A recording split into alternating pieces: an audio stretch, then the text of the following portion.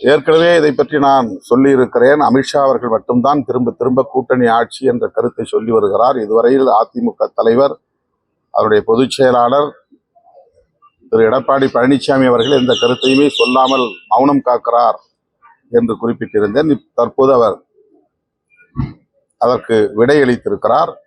அவர் சொல்லியிருக்கிற பதில் பாஜகவுக்குத்தான் என்பதை நம்மால் புரிந்து கொள்ள முடிகிறது.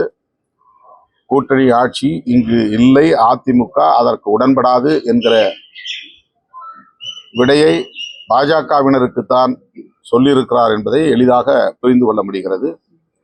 அதே போல அதிமுகவை எந்த கொம்பனாலும் கபலீகரம் செய்ய முடியாது என்ற கருத்தையும் பதிவு செய்திருக்கிறார்.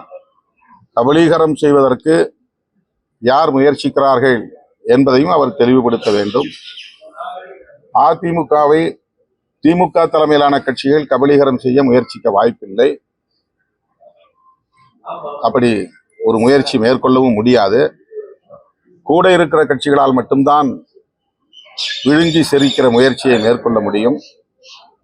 ஆகவே அந்த கருத்தும் பாஜகவுக்கு எதிராக அவர் சொல்லியிருக்கிறார் என்றுதான் உணர்ந்து கொள்ள முடிகிறது. எனவே பாஜகவுக்கும் அதிமுகவுக்கும் இடையிலே ஒரு இணைப்பு இருக்கிறதே தவிர பிணைப்பு இல்லை என்பதை புரிந்து கொள்ள முடிகிறது. இந்த வரப்போற தேர்தலில் பாஜக புரிஞ்சாங்க அப்படின்னா அதிமுகவோட நீங்க ஒன்றிணைய வாய்ப்பு இருக்கா? இது யூகமான கேள்வி என்று பலமுறை சொல்லியிருக்கிறேன்.